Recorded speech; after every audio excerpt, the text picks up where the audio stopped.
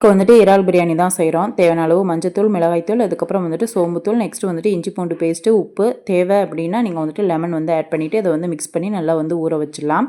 அதுக்கடியில் பார்த்தீங்கன்னா ரோசாப்பூ வந்து காஞ்சிருந்துச்சு, அதில் நெயில் பாலிஷை போட்டு விளையாண்டுட்டு இருந்தா அஸ்விதா. நெக்ஸ்ட் ஒரு கடாய் வச்சுட்டு எண்ணெய் ஊற்றிட்டு மசாலா போட்ட பிரான் எல்லாத்தையுமே வந்துட்டு ஆஃப் குக் பண்ணி நம்ம வந்து எடுத்து பிளேட்டில் வந்து வச்சுக்கலாம். அதே கடாயில் வந்துட்டு எக்ஸ்ட்ரா எண்ணெய் நெய் வந்து சேர்த்துட்டு கரம் மசாலா ஸ்பைசஸ் சோம்பு வந்து சேர்த்துட்டு அதுக்கப்புறம் வந்துட்டு ரம்பையில் வந்து சேர்த்துருக்கேன். டேஸ்ட் நல்லாயிருக்கும். அதுக்கப்புறம் ஆனியன் வந்துட்டு 3 ஆனியன் வந்துட்டு ஸ்லைஸ் பண்ணி இதில் வந்து சேர்த்துட்டு தேவையான உப்பு வந்து சேர்த்து இதை வந்துட்டு நல்லா வந்து வதக்கிக்கலாம். நெக்ஸ்ட்டு இஞ்சி பூண்டு பேஸ்ட்டு தக்காளி வந்து 3 வந்து சேர்த்துருக்கேன். எல்லாத்தையும் நல்லா வெந்ததுக்கப்புறம் பார்த்தீங்க அப்படின்னா இதில் வந்துட்டு காரத்துக்கு மிளகாய்த்தூள் மட்டும் நான் வந்து சேர்த்துக்கிறேன். இது நல்லா வதங்கினதுக்கப்புறம் நெக்ஸ்ட் வந்து பார்த்தீங்க அப்படின்னா தயிர் வந்து இதில் வந்து ஆட் பண்ணிக்கலாம். அதில் வந்துட்டு பார்த்தீங்க அப்படின்னா பாதி ப்ரான் மட்டும் அந்த மசாலாவோட வந்து சேர்த்துட்டு அதுக்கப்புறம் ஊற வச்சிருந்த ரைஸ் வந்துட்டு இதில் வந்து சேர்த்துக்கலாம். தேவையான அளவு தண்ணி வந்து சேர்த்துக்குங்க. நான் 1.5 கப் ரைஸ் வந்து எடுத்திருக்கேன். 3.5 கப் தண்ணி வந்து சேர்த்துருக்கேன். அதுக்கப்புறம் பார்த்தீங்க அப்படின்னா மொத்தமாக வந்துட்டு டேஸ்ட் பார்த்துட்டு உப்பு வந்து சேர்த்துட்டு நெக்ஸ்ட் வந்து பார்த்தீங்கன்னா புதினா வந்து இதில் தூவிட்டு அதுக்கப்புறம் நம்ம தம்மில் வந்து போட வேண்டியதான்.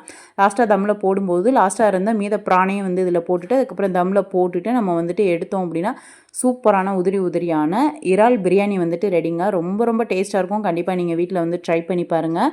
அவ்வளோ சூப்பராக வந்து இருந்துச்சு. இதுக்கு சைடிஷ்க்கு வந்துட்டு ஆனியனும் அதுக்கப்புறம் வந்துட்டு குக்கும்பரும் வச்சாச்சு.